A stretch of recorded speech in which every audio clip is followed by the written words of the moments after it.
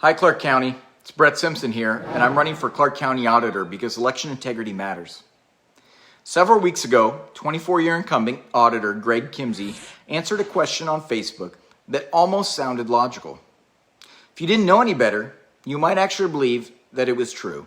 It's so smoothly written and so carefully crafted to deflect, answer questions never asked, and gaslight its reader, you might actually fall for it. I actually had to read it twice before I realized that every sentence in it was dishonest. It's hard to believe, I know, which is why I've been dissecting Greg Kimsey's big lie, sentence by sentence, word by word, so you can see exactly how those who are actually responsible for the real lies get away with blaming it all on you. Let's begin. Sentence number 7. Kimsey says, quote, "The term forensic audit has only recently been used to describe election reviews or audits and is not well defined." I wonder if they said that when the first forensic autopsies were conducted, or the first forensic crime scenes were processed. Can you imagine denying a jury DNA evidence that proved a suspect's guilt because you hadn't defined the word forensic examination? Forensic is well defined. Audit is well defined. Recently, the Electoral Integrity Project defines electoral forensics in detail. The aim is to detect local outliers to the usual patterns of election results, such as in voter registration, voting turnout, vote share cast for an incumbent, blank or invalid ballots cast, or other anomalies in the official results. Where outliers cannot be explained satisfactorily by others, these appear to indicate cases of irregularities arising from practices such as electoral fraud, ballot stuffing, malpractice, bribery, or vote tampering. These techniques are most effective for capturing any problems occurring on or just after polling day.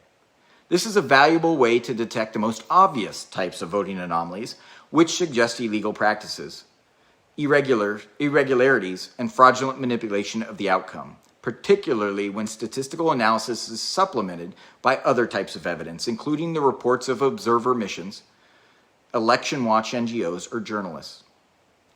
The techniques are unable to detect various types of malpractice occurring earlier during the electoral cycle and prior to polling day, however, such as those arising from media bias and campaign coverage, electoral laws, partisan redistricting, or restrictions on party registration or ballot access for candidates. Thousands of forensic audits take place each year to root out corporate malfeasance and criminal activity inside corporations around the world. Why are we so reticent to apply these long-standing techniques to our election process? The truth is, Greg Kimsey can conduct an audit anytime he wants. He claims he has, quote, unilateral authority to conduct elections in Clark County. He can conduct a forensic audit tomorrow. There's nothing that precludes him in law from doing so, even though he claims he can't. Which takes us to sentence number 8. Greg claims, quote, "Many of the elements of what some people describe as part of a forensic audit are not allowed by Washington state law." Really? Which elements are those that are precluded by state law? Hand counting every ballot? Vote in person offered countywide? Verification of citizenship and county residency prior to issuing a ballot? A complete cleanup of the voter rolls? The elimination of electronic counting? How about 24-hour video surveillance of all election processes?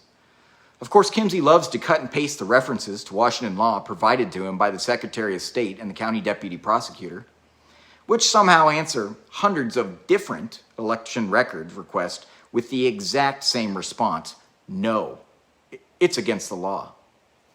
Often the law Kimsey quotes has absolutely nothing to do with the specific request for documentation that has recently affected so many Clark County citizens.